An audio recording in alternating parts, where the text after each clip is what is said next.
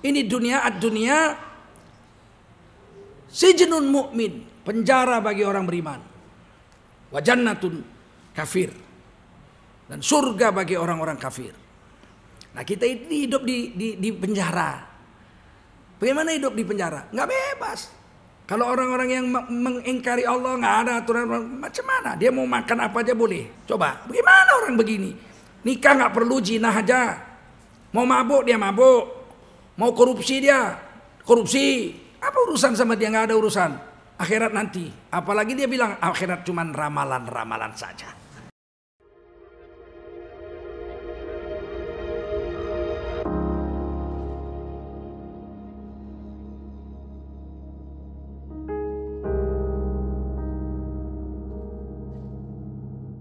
Assalamualaikum warahmatullahi wabarakatuh.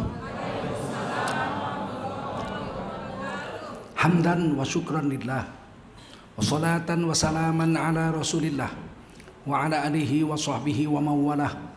Allahumma salli ala sayyidina wa habibina wa maulana Muhammadin wa ala alihi wa sahbihi ajma'in. Amma ba'du, qala Allah ta'ala fi kitabihil karim. A'udzu billahi minasy syaithanir rajim. Bismillahirrahmanirrahim. Wala tahinu wala tahzanu wa antumul a'launa in kuntum mu'minin. Qala Rasulullah sallallahu alaihi wasallam, man kharaja fi talabil ilmi fahuwa fi sabilillahi hatta yarji'. Baginda Rasul bersabda, siapa keluar untuk mendapatkan ilmu, orang itu adalah orang yang berjihad fi sabilillah sampai dia kembali ke tempatnya. Mudah-mudahan kita semua mendapatkan pahala jihad dari Allah Subhanahu wa taala. Amin. Shadaqallahul azim wa sadaqa rasuluhun nabiyul karim wa nahnu ala dzalika minasyahidin wasyakirin. Walhamdulillahi rabbil alamin. Para ulama, tuan-tuan guru, bapak-bapak, ibu-ibu, hadirin wal hadirat yang dimuliakan Allah SWT. Hari ini ada Egis Purnama. Ya, di zaman digital ini dakwah bisa disebarkan ke seluruh dunia. Mudah-mudahan semakin banyaklah umat Islam yang follow, subscribe media-media Islam daripada kita subscribe media-media maksiat. Paling tidak orang-orang yang menonton acara-acara agama hatinya berubah jadi lembut, mendapat hidayah dan semua pahalanya untuk orang-orang yang menyebarkan dakwah itu. Wajiblah kita bersyukur pada Allah SWT. Salawat dan salam kita sampaikan untuk baginda Rasulullah sallallahu alaihi wasallam. Selain Allah, semua disebut makhluk. Al-Khaliq, sang maha pencipta itu cuma satu. Satu-satunya yaitu Allah. Tidak ada yang lain. Selain Allah, semuanya makhluk. Dari yang paling besar arash, kursi, langit,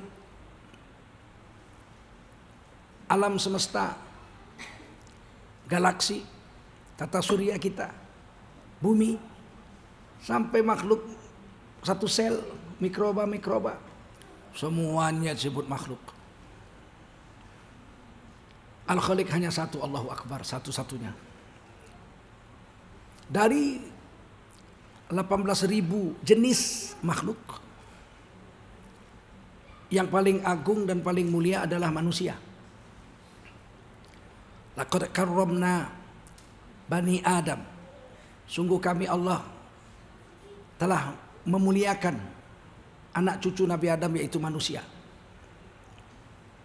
Dan manusia makhluk paling mulia. Dari makhluk yang namanya manusia yang paling mulia itu 7,6 miliar. 1,7 miliar mengucapkan 2 kalimah syahadat. Mengucapkan la ilaha illallah Muhammadur Rasulullah. Mereka inilah manusia-manusia paling mulia. Alhamdulillah dari 1,7 miliar itu kita termasuk di dalamnya.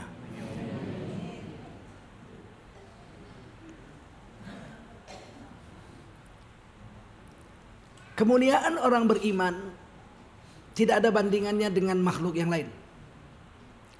Bahkan dibanding malaikat, orang beriman lebih mulia. Kenapa? Karena malaikat kerja untuk kita. Malaikat itu kerja untuk kita. Malaikat Jibril alaihissalam mengantar wahyu kepada 124.000 nabi dan rasul. 313 diantaranya rasul. 25 rasul pilihan yang wajib kita kenal nama-namanya, meskipun tidak berturut-turut. 5 rasul ulul azmi. 1 sayyidul anbiya wal mursalin.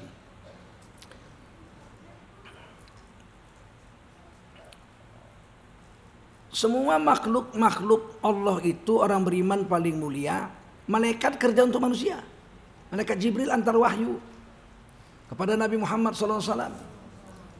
Al-Quran namanya. Untuk apa itu Quran? Untuk manusia. Hudal linnas. Untuk memberi petunjuk kepada manusia. Quran itu untuk kita. Selain hudal linnas, hudal lil muttaqin. Petunjuk untuk manusia. Tapi tidak semua manusia mau mengikuti Quran. Hanya 1,7 miliar yang beragama Islam, yang mengucap la ilaha illallah Muhammadur Rasulullah. Dari 1,7 miliar tidak pula semua mau tunduk dan patuh pada Quran. Yang betul-betul tunduk dan patuh pada Quran disebut orang muttaqin. Orang apa? Muttaqin. Maka Quran itu hudal lil muttaqin. Meskipun Quran itu hudal linnas. Allah mau Quran itu jadi pedoman bagi semua manusia. Tapi tidak semua manusia mau tunduk dan patuh pada Quran. Kenapa sih manusia nggak mau taat sama Quran? Nggak mau taat sama Nabi? Karena nafsunya melawan. Wa nafsin tunazi'uh. Nafsunya melawan. Nah, kenapa kita mulia, lebih mulia kita dari malaikat? Karena malaikat nggak punya nafsu. Dia sudah diprogram oleh Allah. La ya'sunallah. Tidak berani maksiat sama Allah. Wa yaf'aluna ma yu'marun. Mereka kerjanya hanya apa yang diperintah Allah aja mereka kerja. Di luar perintah Allah dia nggak mau buat. Kayak robot dia sudah diprogram. Tidak ada punya nafsu, jadi tidak ada pemberontakan jiwa malaikat terhadap Allah. Manusia diberi nafsu, melawan. Wa nafsin tunazi'uh. Nafsu nggak mau taat. Sehingga seumur hidup manusia yang beriman harus melawan nafsunya terus menerus.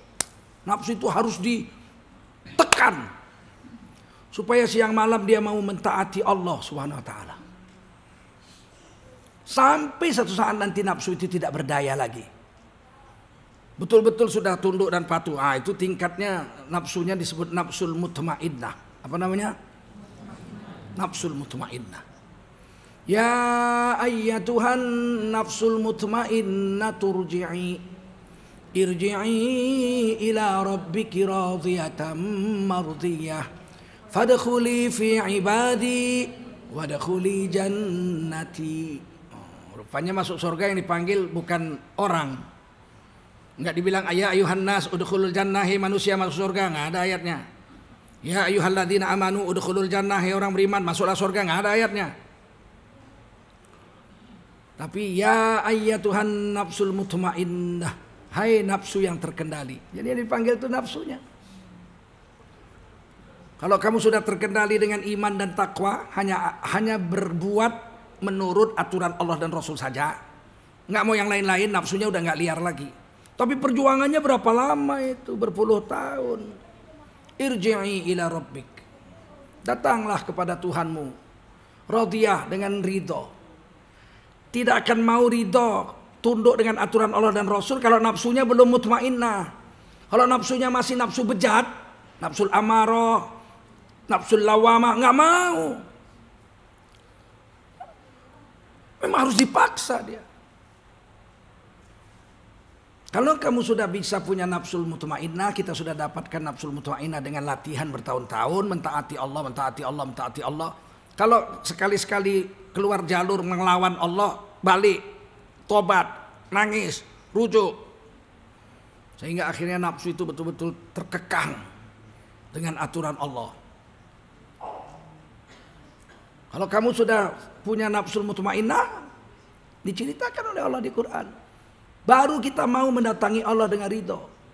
Kalau enggak ya tetap terpaksa. Sholat terpaksa, puasa terpaksa. Memang harus dipaksa. Wong nafsunya belum mutmainnah kok. Yang sholat dengan ridho, puasa dengan ridho, sedekah dengan ridho itu orang yang sudah nafsunya mutmainnah. Sebelum itu ya kita paksa. Dilawan nafsu itu. Itulah beda kita dengan malaikat. Kita punya perjuangan melawan nafsu. Mereka nggak punya. Maka lebih tinggi derajat kita dari mereka. Irji'i ila rabbiki radiyah.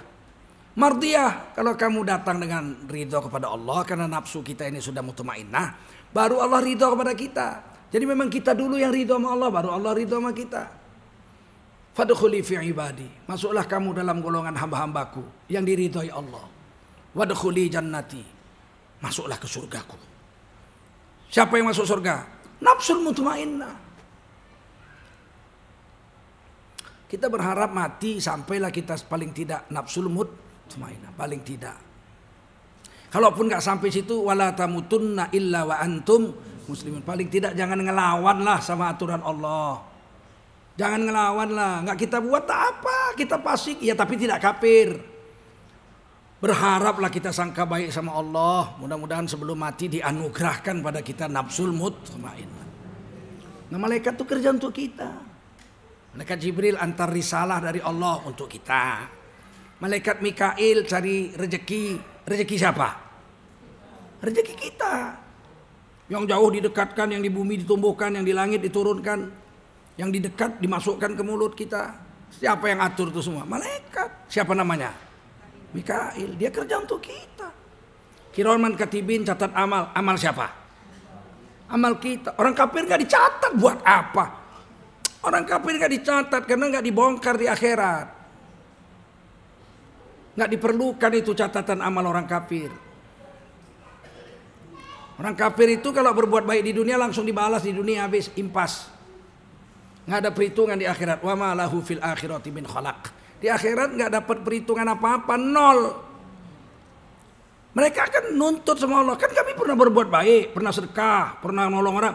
Ya kan udah kubayar di dunia kata Allah. Maka tidak usah heran kalau orang kafir sedekah, orang kafir berbuat baik. Hidupnya makin makmur, sehat, makin kaya. Dan kita gak perlu iri. Oh kenapa dia itu gak pernah apa-apa, gak riman sama Allah kaya. Karena dia untuk dunia ini aja. Sedangkan kita itu 3 macam. Kita berbuat baik, ada yang dibalas di dunia. Puncaknya nanti sisanya di akhirat. Ada yang tidak dikasih di dunia, kita berbuat baik dibayarnya di kubur. Puncaknya di akhirat. Ada orang berbuat baik di dunia dibalasnya di akhirat. Di dunia gak dibalas, dikubur gak? Akhirat. Itu bedanya kita dengan mereka. Mereka itu hidup di dunia seperti surga. Ini dunia ad-dunia sijnun mu'min, penjara bagi orang beriman. Wa jannatun kafir, dan surga bagi orang-orang kafir. Nah kita ini hidup di penjara. Bagaimana hidup di penjara? Nggak bebas. Bertamu, ada jam bertamu, nggak bisa bebas. Menerima tamu ada jamnya, betul. Lewat jamnya nggak boleh. Bininya pun nggak boleh jumpa kalau udah lewat jam tamu. Diatur, makannya diatur. Menu mana ada menu orang penjara. Terserah penjara mau masakin apa. Betul. Di penjara dulu di Medan saya guru di penjara itu. Makannya apa? Sayur kangkung sama tali-talinya dimasak semua. Nggak ada waktu mencincang-cincangnya itu, nggak ada waktu. Karena memberi makan 8.500 orang sehari. Bagaimana mau memberi makan 8.500 orang, mau macam istri kita masak kangkung diiris gitu. Mau berapa lama siapnya? 7 jam nggak siap. Kalau istri kita nyincang tomat kayak bunga mawar dibikinnya di atas meja. Orang penjara mana ada? Cepak, udah syukur dicincang. Kadang-kadang bulat aja dimasukkan gitu. Namanya orang penjara. Makan terserah bos. Tidur jam 10 mati lampu, cek. Gak boleh kelayapan lagi. Habis maghrib masuk dalam sel, kunci. Itu aturan namanya hidup di penjara. Mau pakai baju pun gak bebas. Mau jumpa istri gak bebas. Tidur, makan semua diatur. Kita ini di dunia ini begitu. Kita seperti hidup dalam penjara. Mana boleh sembarangan makan. Mana boleh sembarangan minum. Pakai baju pun nggak boleh sembarangan, semauan kita. Harus semaunya Allah dan Rasul. Diatur. Syarat menutup aurat, hilang warna kulit, hilang bentuk tubuh. Kalau syarat nggak cukup, nggak dihitung berpakaian. Ada orang pakai baju longgar, tapi plastik. Dihitung berpakaian apa dihitung telanjang? Dihitung telanjang. Ada orang pakai baju kulit tebel memang, tapi ketat, cenut. Dihitung berpakaian itu telanjang. Jadi berpakaian pun bukan menjadi hak kita mengaturnya. Allah dan Rasul yang atur. Nah, karena hidup di penjara. Sedangkan orang kafir di dunia ini kayak surga. Di surga itu mana ada dilarang? Nggak ada dilarang di surga. Tidak ada larangan di surga. Minum khamar dilarang di dunia. Di akhirat khamar itu satu sungai. Satu sungai khamar. Tapi tidak memabukkan. Lezat diminum, manis. Harum. Di dunia orang minum khamar. Di akhirat tidak boleh minum khamar lagi. Nggak masuk surga dia gimana dia mau minum? Minum nanah dan kencing. Apa namanya? Nanah dan darah yang mendidih dibakar di neraka jahanam. Itu minumannya. Nggak bisa sembarangan. Kenapa orang di akhirat orang kafir tidak dapat apa-apa? Seteguk air pun nggak dikasih. Sebab di dunia sudah memerdekakan nafsunya. Siapa memerdekakan nafsunya, mau apa saja dia buat, meminggirkan mau Allah, di akhirat satu pun mau dia tidak dipenuhi oleh Allah SWT. Kan sudah bebas kau dulu, puas. Di dunia, ngapain di akhirat kamu minta sama saya? Justru orang yang menekan nafsunya untuk mau mentaati aturan Allah, di akhirat nanti semua maunya diberi oleh Allah. Lahum fiha fakihatu wa lahum ma yad'un. Apa saja yang mereka minta di sorga diberi Allah. Kalau orang-orang yang mengingkari Allah nggak ada aturan, macam mana? Dia mau makan apa aja boleh. Coba, bagaimana orang begini? Nikah nggak perlu, zina aja. Mau mabuk dia mabuk, mau korupsi dia korupsi. Apa urusan sama dia? Nggak ada urusan. Akhirat nanti. Apalagi dia bilang akhirat cuman ramalan-ramalan saja.